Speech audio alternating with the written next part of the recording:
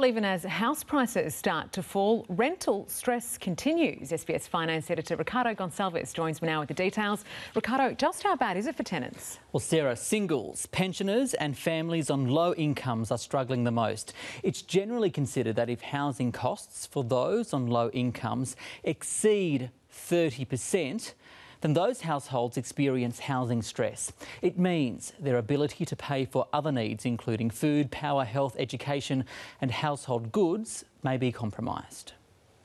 Mother of four Julie Hoff rents this four-bedroom house about an hour's drive north of Melbourne CBD for $375 a week. Over 40% of my income actually goes on my rent. She hasn't had a haircut in 2 years, but has made cuts elsewhere. Your holidays, your days out, you've got to watch your food bills. The biggest challenge for the full-time community services student was getting a lease.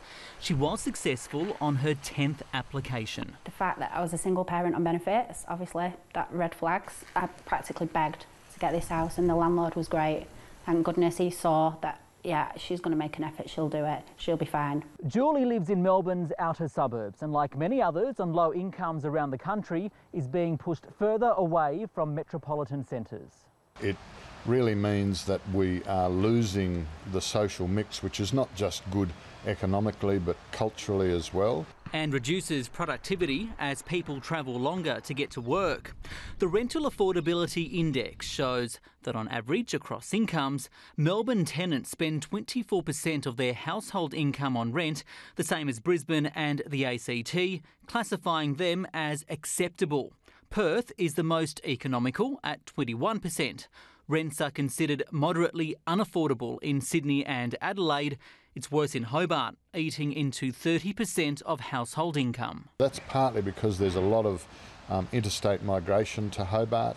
It's partly because Hobart attracts a lot of tourists and a lot of the permanent rental is now being taken up by short-term rental. Mr Pisarski says a national housing strategy is needed. From tax reform, planning changes, investment from private capital, incentives from government. While that may be decades away, renters can take some comfort in knowing the market is easing. If anything, rental growth continues to slow and will probably slow further, particularly in markets like Sydney and Melbourne, where there are a lot of apartments that are coming on stream over the next 12 to 18 months. Slow progress to make Julie's dream a reality. A good job with a nice house.